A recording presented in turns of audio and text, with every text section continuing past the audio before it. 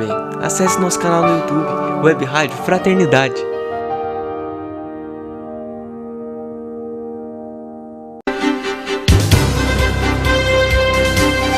A Rádio Web Fraternidade apresenta Haroldo Dutra Dias, no 3º Congresso Espírita de Uberlândia, com a apresentação do tema Jesus e o Alvorecer de uma Nova Era de Renovação Moral e Social. Meus amigos e amigas do Congresso de Uberlândia, da Rádio Fraternidade, uma boa tarde para todos. Que alegria novamente poder encontrar com todos vocês. Estamos aqui reunidos nesse espaço maravilhoso, fazendo as nossas reflexões espirituais e, de certo modo, cada um de nós aqui voltando para casa amanhã com o compromisso de ser mais um instrumento da providência divina para a instalação de uma nova era na Terra. Nós gostaríamos hoje de falar ao coração de todos, de modo singelo, porque ao longo de milhares de anos, a nossa relação com a religiosidade e com a espiritualidade tem sido uma relação pautada por elementos exteriores. Todos nós aqui somos espíritos imortais e já vivemos as mais variadas experiências em matéria de religião. Alguns de nós, espíritos da Terra, tivemos inclusive experiências dolorosas que levaram esses corações a não desejarem mais sequer ouvir a palavra religião. É que a religião se transformou no mundo, num instrumento da política e do poder econômico para a manipulação de massas. A religião tornou-se, em muitos ambientes, um instrumento para a satisfação de interesses pessoais ou interesses de grupos. Por isso, desgastou-se o vocábulo religião em todas as línguas humanas. Eu me recordo certa vez de um atendimento, uma reunião de desobsessão, quando nós iniciávamos na atividade como dialogador, dialogando com os espíritos, e portanto quando você inicia nessa atividade, a gente tem um pouco de ingenuidade. E eu comecei então a falar com o Espírito sobre Jesus, né? E a gente fala Jesus assim, Jesus! Né? Aí o Espírito diz para mim, mas por que você está dizendo isso? Por causa de Jesus, invadiram a minha casa, estupraram a minha esposa na minha frente, as minhas 3 filhas, queimaram a minha casa, assassinaram a minha esposa e as minhas 3 filhas, e depois me mataram. E os homens que fizeram isso portavam um crucifixo nas vestes. E aí, naturalmente, eu parei de dialogar, passei para outra pessoa mais experiente. Porque fiquei 1 mês em crise, não a respeito da minha visão de Jesus, mas em crise, às vezes, da maneira aguinha com açúcar com que a gente interpreta o Evangelho. Então, meditando nisso, eu resolvi, nesses minutos que nós temos juntos aqui hoje, convidar a todos nós, a todos, me incluindo, sob a inspiração dos amigos espirituais que nos assistem aqui nesse momento, a fazermos uma reflexão como espíritos imortais. Como espíritos imortais. Todos os estudiosos do Evangelho são unânimes em dizer: O Evangelho se resume em 3 palavras. A mensagem central do Evangelho. Então, se nós precisássemos resumir a mensagem central, qual o assunto que Jesus veio tratar? Reino de Deus. Esse é o tema central de todas as parábolas. Tanto é que Jesus começa assim: o reino de Deus é semelhante a... O reino dos céus pode ser comparado. E aí, reino dos céus, reino de Deus são sinônimos, porque a ideia da época dos ouvintes de Jesus é que, evidentemente, Deus não é material. Eu olho para a flor que desabrocha e murcha uma semana depois. Eu olho para a criança que nasce bonitinha, a pele cheirosinha, fofinha, e olho para o ancião ou para a anciã que morrem já desgastados pelo tempo. Então, para tudo que eu olho no mundo físico, eu vejo morte, deterioração. Tudo está se transformando e se deteriorando para encontrar um destino certo. É mais ou menos assim: você coloca no seu GPS e ele vai, vira à direita, ande 2 quilômetros, vire à esquerda, você chegou ao seu destino. Você olha, está escrito cemitério. Não é querer ser pessimista, mas a ideia é que tudo que é biológico, que é material, caminha para a morte. Portanto, quando esses homens e mulheres, cheios de espiritualidade, de religiosidade, começavam a compartilhar as suas experiências com Deus, eles entenderam que Deus não está sujeito a esse processo. Portanto, tudo que se refere a Deus tem a ver com os céus, porque olhavam à noite e as estrelas eram as mesmas.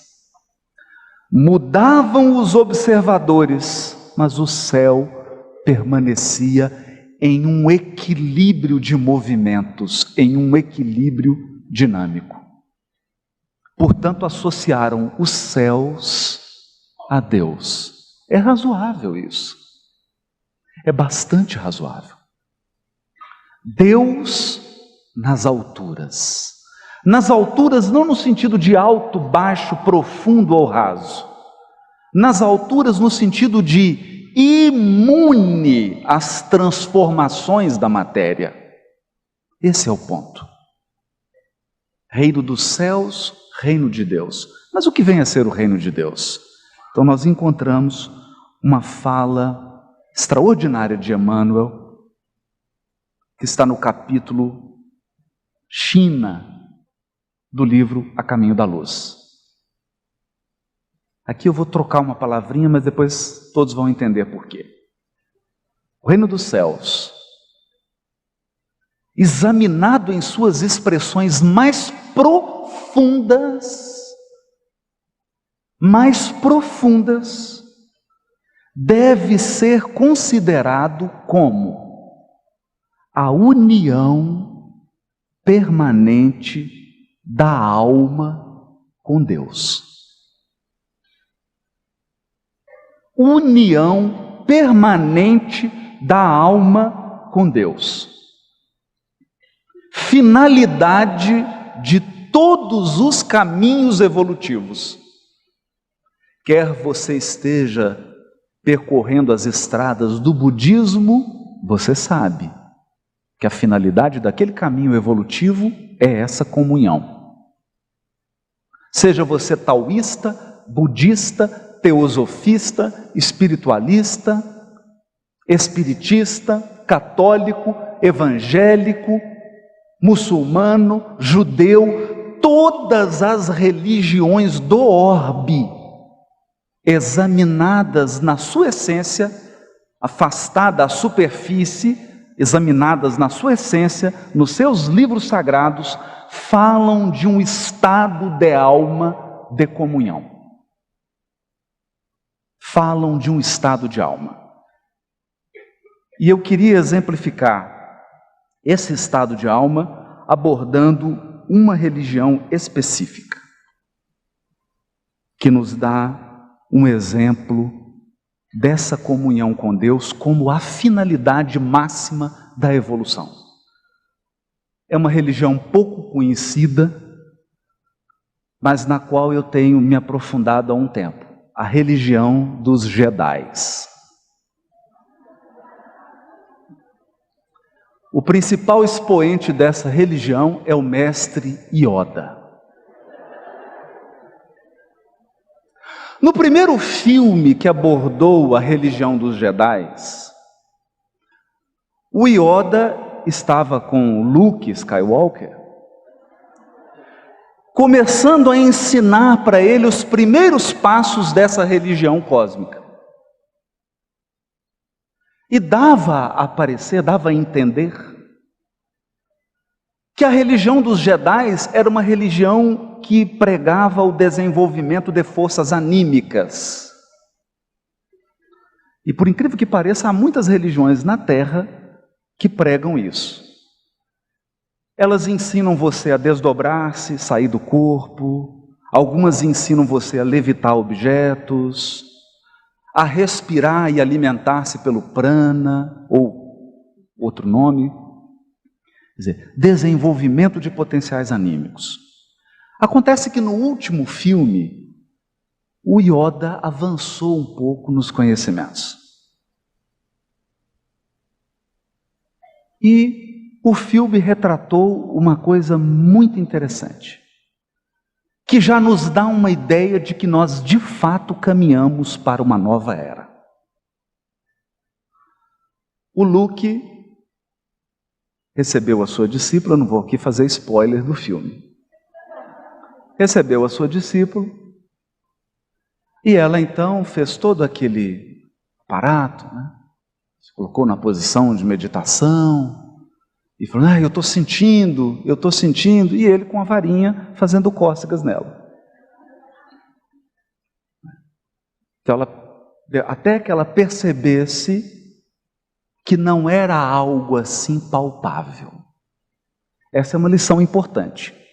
Eu me recordo que na casa espírita onde eu participei, aconteceu um fenômeno muito curioso. Eu não estava nessa reunião, mas a médium se concentrou e falou assim, eu estou sentindo uma coisa na minha perna. Eu estou sentindo uma coisa na minha coxa. E o dirigente assim, concentra. A mediunidade está aflorando. A psicofonia vai vir. Eu estou sentindo agora na minha barriga. Eu estou sentindo nos meus seios. Aí o dirigente já ficou preocupado. É uma barata.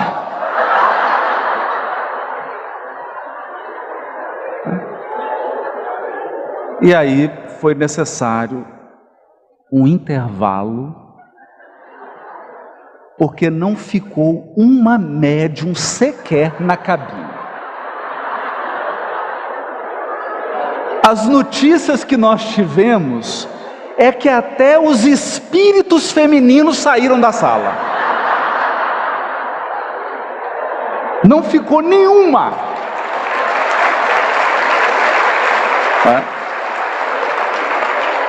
Então nós estamos contando essa historinha aparentemente engraçada e ingênua para dizer o seguinte: nós já atingimos um estágio de maturidade espiritual para ficarmos em buscas de elementos concretos da comunhão com Deus. A comunhão com Deus é um processo mais sutil. Esse é o primeiro passo. É um elemento mais sutil. Ou, abre aspas, uma frase de Jesus: o reino de Deus não vem com aparências exteriores.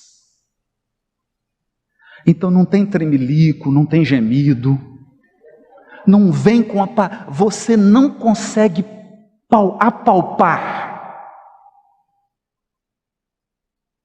Os espíritos que atingiram a comunhão com Deus agem com naturalidade.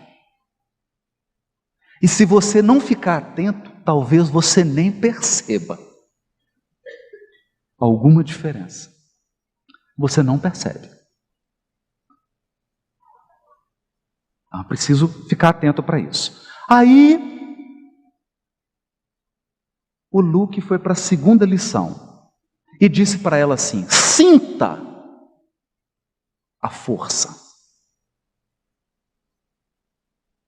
que é o fluido cósmico. Sinta as marés. Sinta o vento. Sinta tudo que está nascendo agora de planta e de animal. Tudo que está nascendo e tudo que está morrendo. Sinta. Aí ele diz: agora observe uma coisa. Eu acho essa frase linda. The balance. O equilíbrio. O equilíbrio. Deus é o equilíbrio da criação. É o equilíbrio. No mesmo lugar, você tem o relâmpago e a brisa. The balance. O equilíbrio. Por isso Chico dizia assim: oh, meu filho, a vida não pode ser muito doce, senão dá diabetes. O equilíbrio. As experiências por nós vividas têm equilíbrio. Tem amargo, tem azedo, tem apimentado e tem doce, tem crocante. O equilíbrio. E esta força potentíssima que nós aprendemos ser a inteligência suprema é a força que equilibra a criação.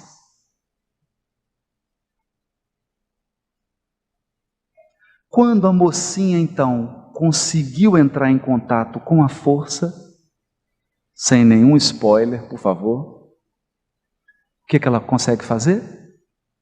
Ela passou a se comunicar com pessoas que estavam em outro planeta. Ela passou a sentir o mar e sentir, entendem? Você entra num estado de conexão com os demais seres e com a criação.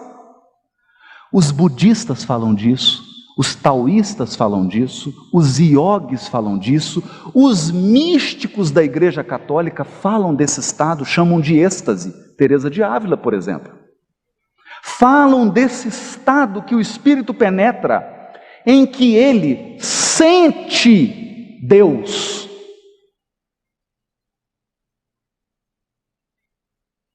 Sente Deus. Isso é religião de verdade.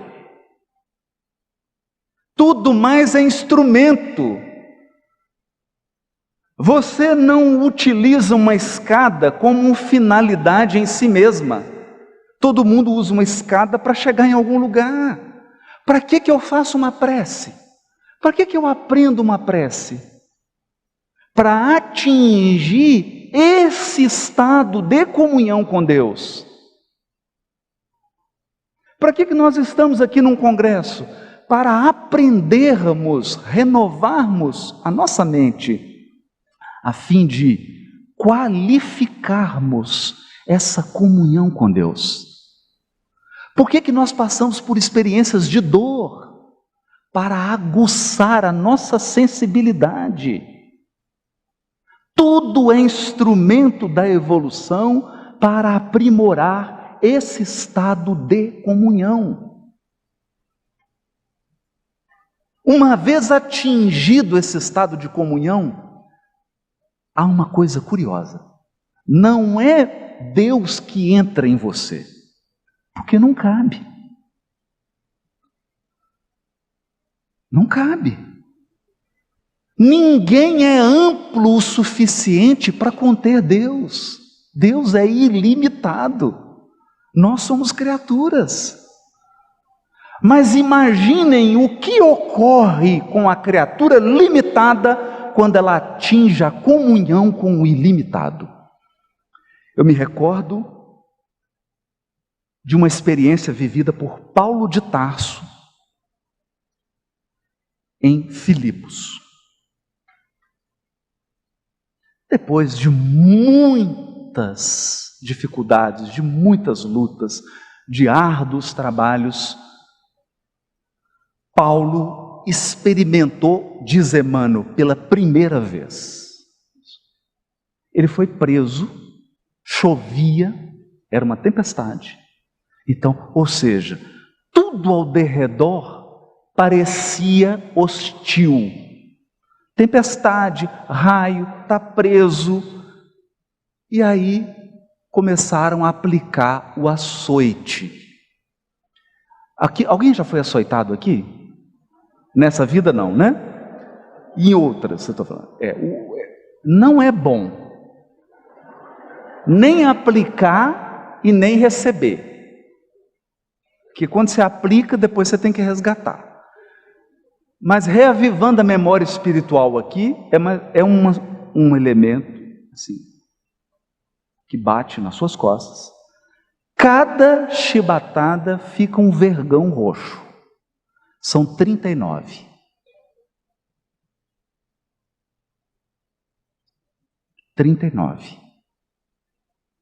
E o Paulo começa a ser açoitado. 1, 2, 3. Então, vamos avaliar, vamos olhar agora com os olhos de um encarnado. De um encarnado. Paulo está magro, desnutrido, com fome, com frio, envelhecido, preso, está chovendo forte, com relâmpago, e ele está sendo açoitado. E na memória dele vem a frase de Jesus: você é o meu vaso escolhido. Você gostou? Jesus pode te escolher para ser o vaso?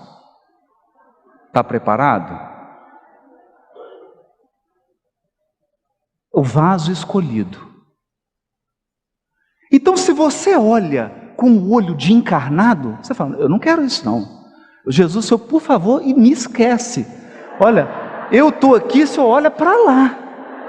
Aliás, nem vaso eu sou mesa, cadeira, qualquer coisa, menos vaso. Senhor, por favor, não me utilize. Não é? Na perspectiva de um encarnado? É claro. No entanto, nesse momento, Emmanuel descreve alguns segundos, porque a experiência que Paulo viveu foi de segundos. Sabe por quê? Ele adormeceu. É tão intenso que ele não pôde suportar o êxtase. Então Emmanuel diz que a primeira sensação que ele teve foi de uma perfeita comunhão com tudo. Imagina isso. Emmanuel diz assim: dilatou-se a sua sensibilidade ao infinito. Por quê? Ele entrou na frequência divina. Dilatou-se, tornou-se sensível ao universo inteiro. Uma profunda sensação de paz, de amor e de propósito. Apoderou-se de Paulo. Propósito. Por que eu estou enfatizando essa palavra? Porque a função do Consolador prometido nestes dias de tormenta da embarcação terrena é nos dar propósito. Porque todo mundo aqui é capaz de sofrer se tiver um propósito. Quer ver? Você está construindo a casa dos seus sonhos. Você deixa de comprar a comida que você gosta, você vende o carro que você gosta, não é assim? Você pega todas as suas economias, você faz o maior sacrifício por 5, 10 anos para construir a sua casa. Por quê? Porque o problema do ser humano não é passar por dificuldade, é não encontrar propósito. É insuportável sofrer sem propósito. Tanto que quando acontece uma chamada tragédia na vida de alguém, a primeira coisa que ele pergunta é: por quê? Por quê? Por quê? Não é o passar pelas coisas, é não ter propósito. E o Espiritismo é uma dádiva, um derramamento de propósito nas nossas vidas. Propósito. Você sabe por quê? Sabe por quê? Como diz aquela singela mensagem de Emmanuel, ele diz assim: queres saber por que sofres? Examina as tuas próprias tendências. Examina as suas fragilidades, examina as suas tendências, suas preferências, seus gostos. Você vai entender por que sofre. Porque é exatamente na área das suas tendências que você está sofrendo. Exatamente. Então, essa comunhão tão falada pelos Mahatmas, pelos yogis, pelos místicos católicos, pelos místicos protestantes, pelos místicos cristãos, pelos místicos muçulmanos, Rumi e tantos outros, todas as religiões do orbe, inclusive a religião dos Jedis, falam todas elas de um processo de comunhão com Deus. Quando você atinge, nem que seja um estágio inicial, porque você não chega como mestre Yoda, não é? Você chega como um estagiário. Tem ali uma primeira experiência de comunhão, a sua vida fica plena de propósito. A primeira coisa que você percebe é: por que você foi criado? Gente, eu não vivi essa experiência ainda, só estou falando o que contaram. Eu estou dando a notícia. Mas como quem contou são pessoas dignas de confiança, eu não tenho motivo para duvidar. Então a primeira coisa que você sente é o propósito da tua criação. Aí sabe o que acontece? A partir do momento que você experimenta isso, você nunca mais vai ter necessidade de se comparar com ninguém. Você nunca mais vai se sentir diminuído diante de ninguém. Porque terá encontrado o propósito pelo qual Deus te criou, exatamente do jeito que você é, diferente de todas as criaturas do universo. Você vai entender. Entendi. Por que eu fui criado?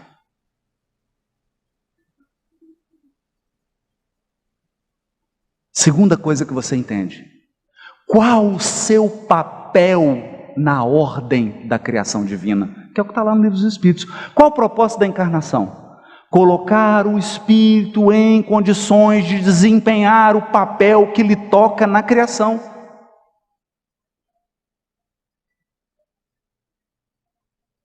cada um de nós aqui possui um papel na criação quando se tornar espírito puro, hein? Um papel agora e um papel definitivo. Estamos em treinamento. E o bonito, um outro ponto que você percebe nesse estado de comunhão, que a vida de todas as criaturas tem um propósito similar ao teu.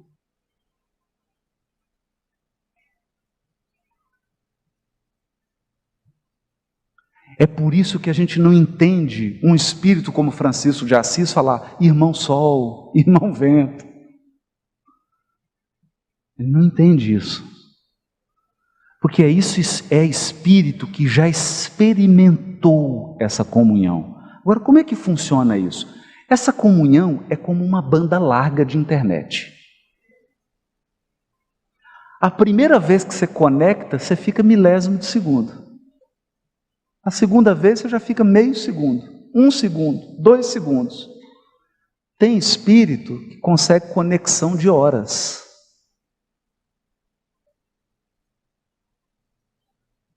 Então os espíritos vão adquirindo uma escala evolutiva, o que os separa em termos de evolução, uma vez vencidas todas as imperfeições e todas as impurezas, o que separa esses espíritos é o tempo de conexão. Então, quanto tempo você acha que o Espírito Jesus fica em conexão assim com Deus? Não sou capaz de avaliar, mas é muito tempo. Muito tempo. Então, é disso que o Espiritismo está falando quando fala de Jesus, de Evangelho e de religião. É disso.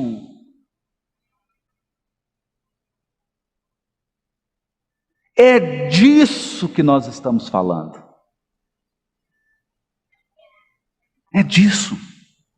Sabe por quê? Porque tudo mais é instrumento. E se você transforma instrumento em finalidade,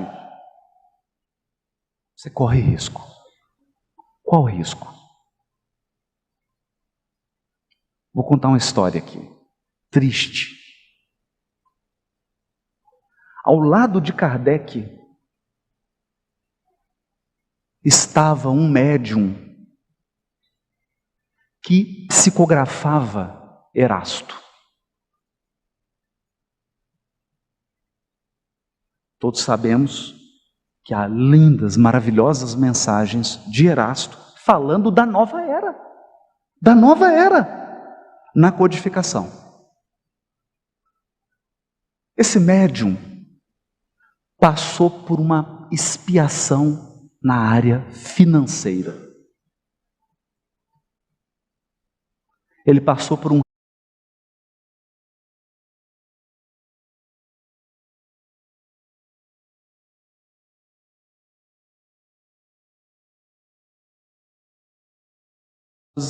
com parcos recursos. Certo dia ela chegou em casa e o médium havia se enforcado.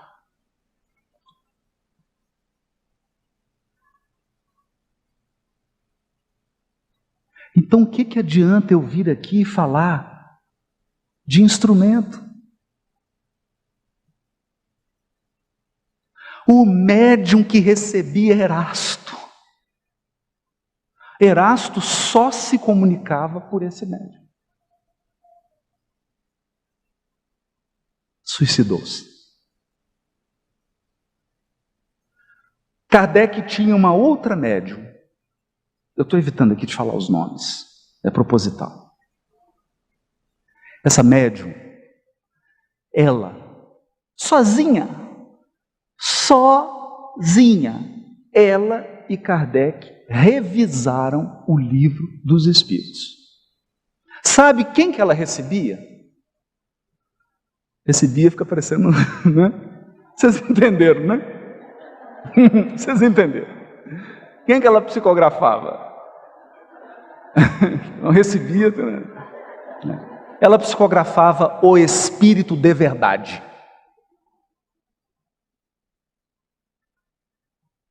O Espírito de verdade. E foi através dela que Kardec revisou o Livro dos Espíritos, questão por questão. Em algumas, o Espírito de verdade alterou. Ela processou Kardec porque queria receber direitos autorais da psicografia.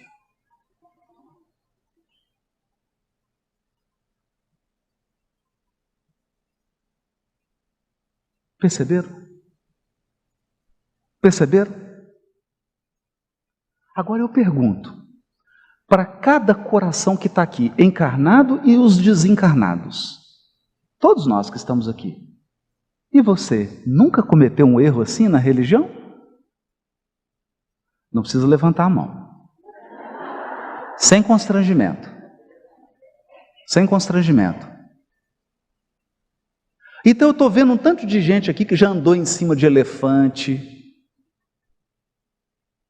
já passou pela yoga, pelo budismo, pelo taoísmo. Eu estou vendo um tanto de evangélico aqui, católicos. Católicos não tem muito. Por muito tempo, passou demais, né? Tem até altas patentes aqui, presentes. Judeus, muçulmanos, tudo, tem tudo. E qual a conclusão que eu chego? Nós estamos aqui. Ainda. Ainda estamos aqui.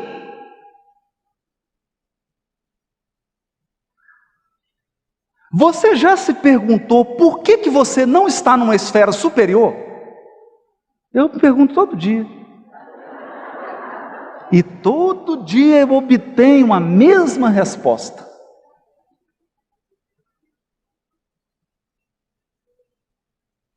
Então, que adianta? Que adianta ter experimentado todas as religiões, filosofias e ciências do mundo? Que adianta? Não adianta. Então nós vamos ter que experimentar a essência que é a comunhão com Deus. E os detalhes desse mecanismo estão na vida de Jesus. Na vida. Na vida do Cristo. A vida dele é uma demonstração permanente de que ele está em comunhão com Deus.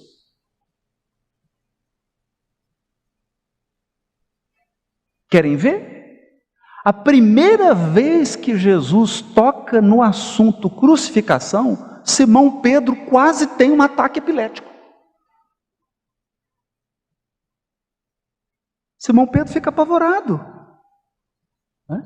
Então, ele começa a tremer, ele começa a se debater, mas por quê? Mas não pode. E Jesus descreve o processo da crucificação com serenidade. Por quê? Porque sabia o propósito. O propósito. Portanto, Consolador prometido está nas nossas vidas para nos dar propósito. Propósito. Cada um de nós aqui tem que sair sabendo quem é e por que está encarnado.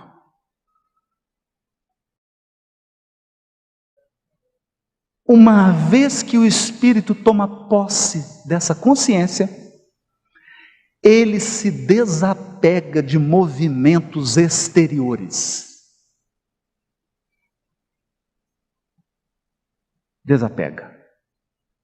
Porque ele já não está mais preocupado com o olhar do outro. com a aprovação do outro.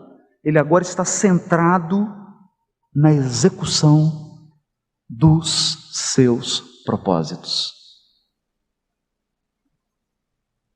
Para corroborar isso, Emmanuel, no livro Fonte Viva, capítulo 41, intitulado Na Senda Escabrosa, diz assim: mantenhamos, pois, a confortadora certeza de que toda tempestade é seguida pela atmosfera tranquila e de que não existe noite sem alvorecer. A Terra, hoje, 2018, 27 de janeiro de 2018, nós estamos mergulhados numa profunda noite. Nós sabemos disso. Noite na política, noite na economia, noite na justiça, noite nas instituições religiosas, noite na vida urbana, noite nas famílias, noite nos relacionamentos. Isso significa o quê? Significa que um dia vai raiar, que a nova aurora vai aparecer, é claro. Porque a noite só pode significar o raiar de um novo dia. Emmanuel afirma também no livro Espera Servindo. Espera servindo. O capítulo se chama Em Marcha. Olha isso. O título é um artesanato. Lembra-te de que o Senhor segue à nossa frente. Jesus nunca mandou a gente ir e ele ficou. Isso não acontece no Evangelho. Ele fala assim: olha, vai lá e eu vou ficar aqui tomando um suco. Não. Ele sempre foi à frente. Ele nunca mandou um discípulo para a cruz antes de ele ir. Ele mesmo ir. É diferente. É diferente. Então o Emmanuel está lembrando, o Senhor segue à nossa frente. Ainda mesmo sob as pedradas da incompreensão, esquece o mal e faz o bem. Haja o que houver, não retrocedas. Olha isso.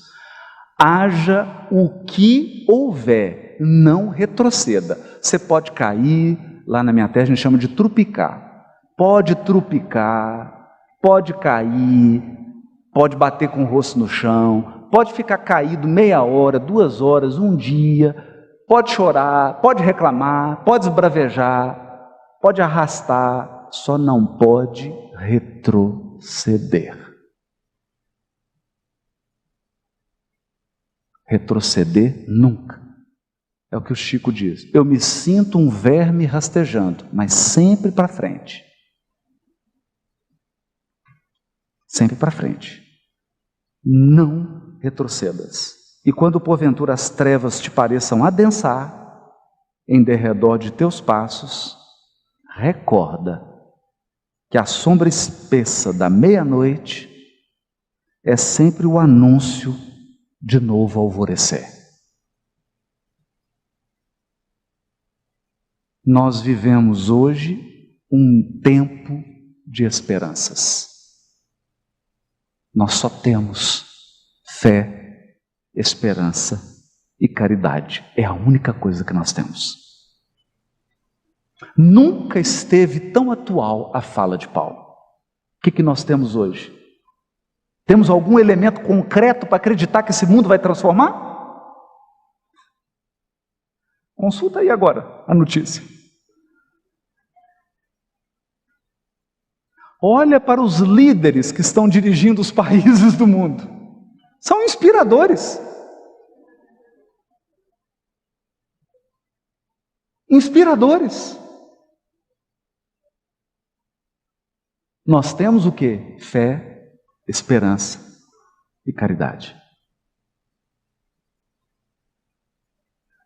Agora olha o que Jesus diz quando caminhando já para o encerramento, quando Lívia, no livro Há 2000 anos,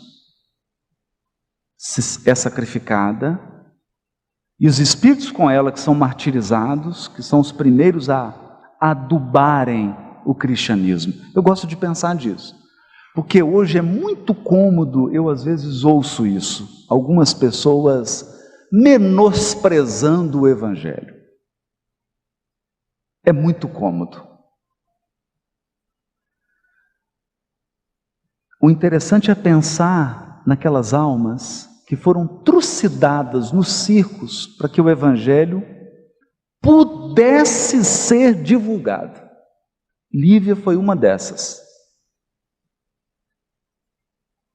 Foi uma dessas. Então, assim que ela desencarna, ela é levada para uma esfera e lá esses espíritos assistem a uma preleção do próprio Cristo. É o próprio Jesus quem fala. E ele diz assim: exausto, não, um pouquinho antes. Um sopro poderoso de verdade e vida varrerá toda a terra.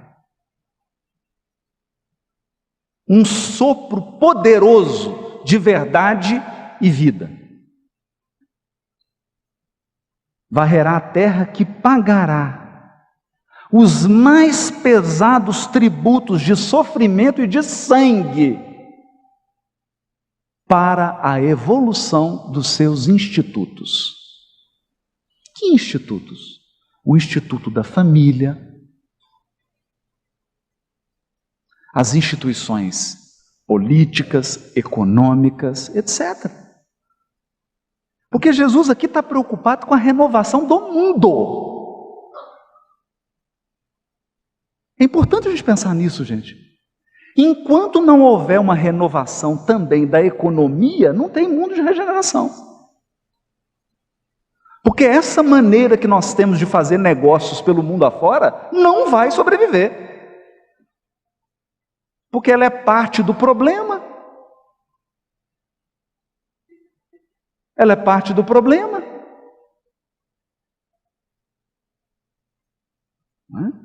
Exausto de receber os fluidos venenosos da ignomínia e da iniquidade dos seus habitantes, o próprio planeta protestará contra a impenitência dos homens, rasgando as entranhas em dolorosos cataclismos. As impiedades terrestres formarão pesadas nuvens de dor que rebentarão no instante oportuno, em tempestades de lágrimas na face escura da terra.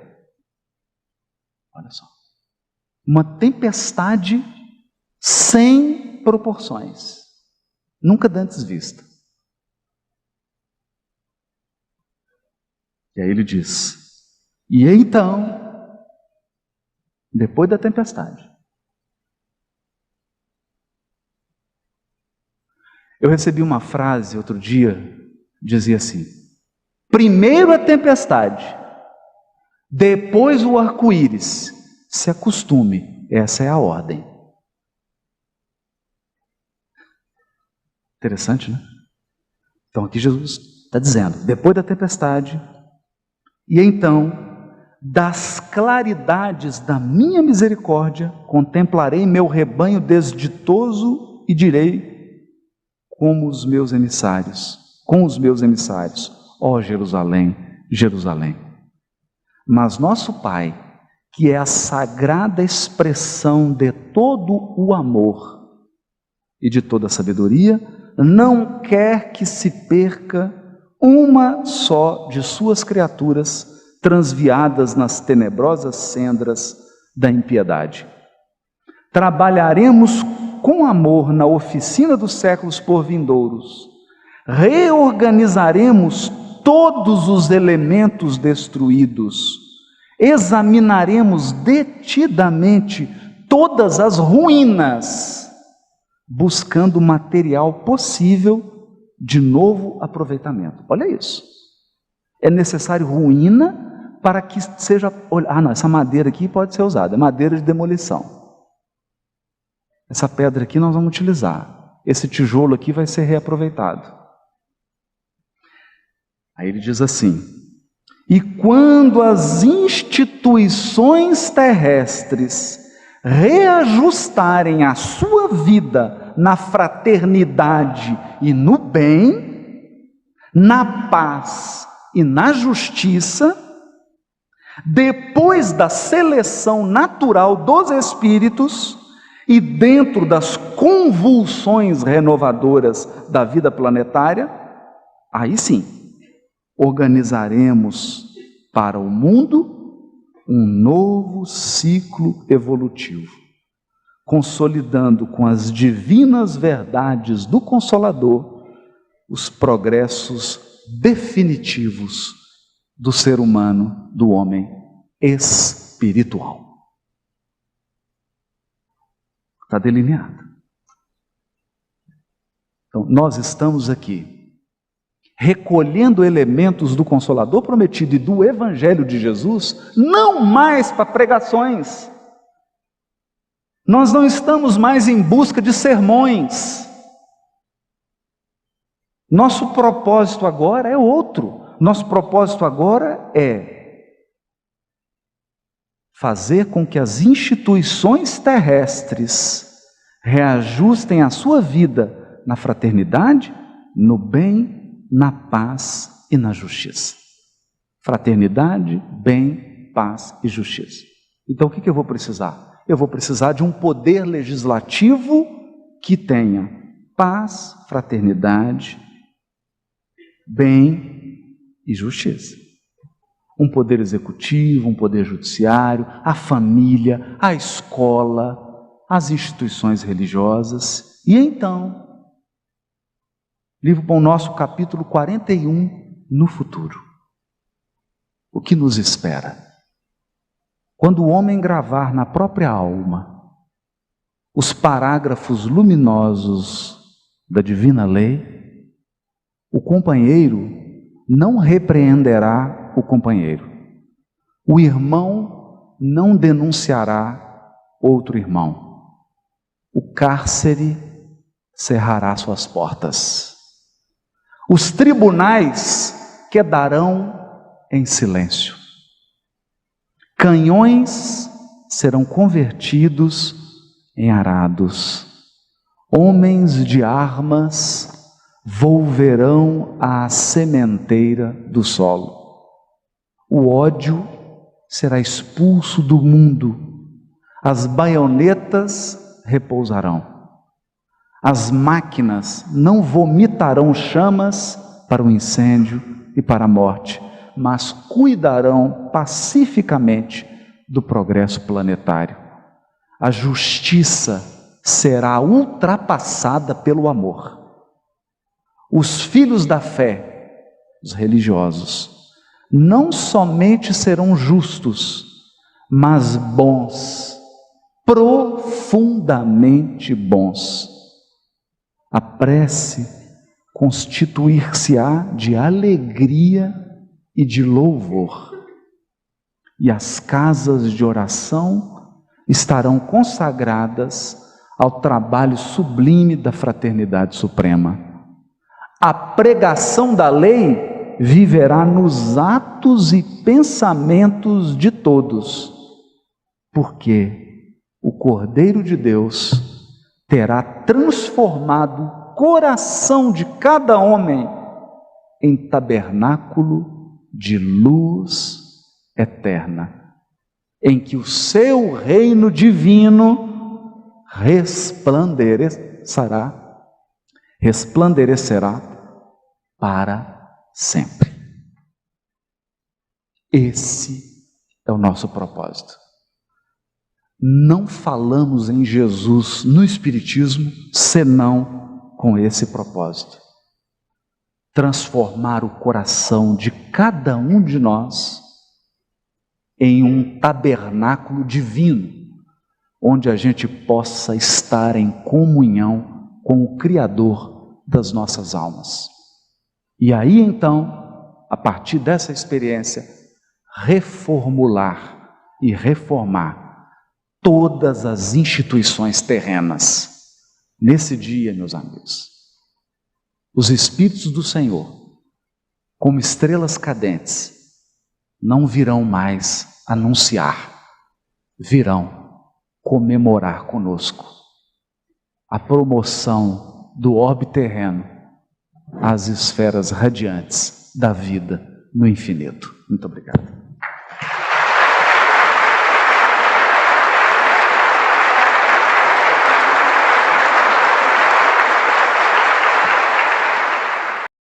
Esteja sempre conectado com o bem.